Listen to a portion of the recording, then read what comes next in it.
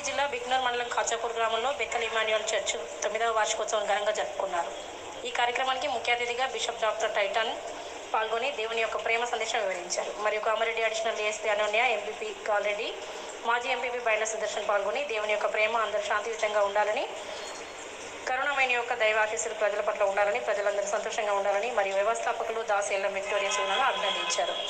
ఈ కార్యక్రమంలో మెదక్ కామారెడ్డి, నిజామాబాద్, సిద్దిపేట పాస్టర్లు, చర్చి పాస్టర్ సంపత్ సిరీనా, సంఘ పరిచారకులు, విశ్వాసులు, వివిధ గ్రామ ప్రజలు పాల్గొన్నారు.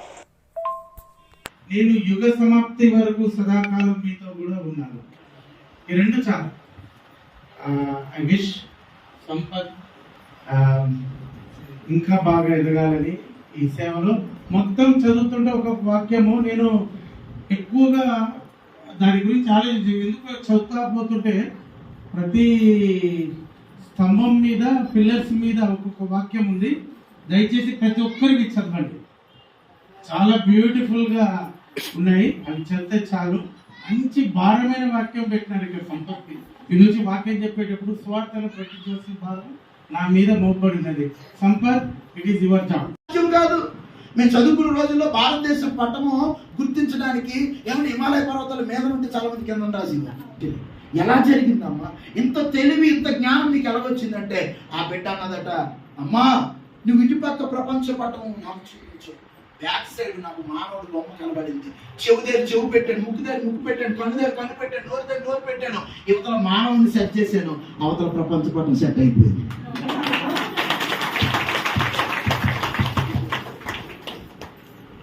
తల్లి నిజమేనా?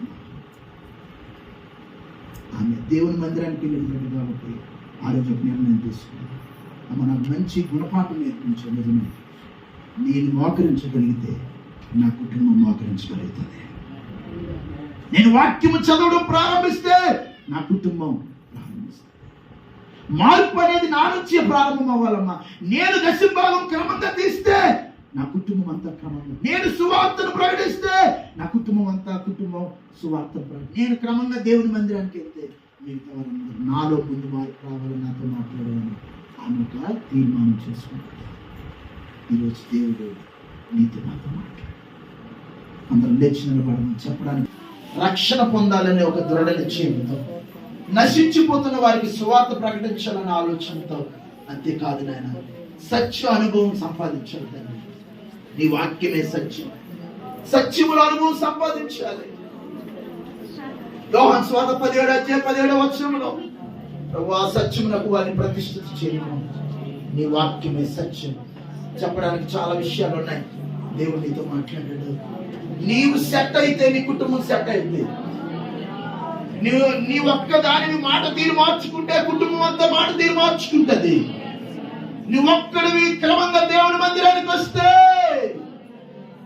నీ జీవితం దేవుడికి సమర్పించుకుంటే, దేవ నాతో మాట్లాడినందుకు నీకు వందనాలు, యేసయ్య నీకు వందనాలు. ప్రభువా నువ్వు ఒక్కడివే నిజమైన దేవుడు తండ్రి. నీవు తప్ప వేరొక దేవుడు లేడు నాయన.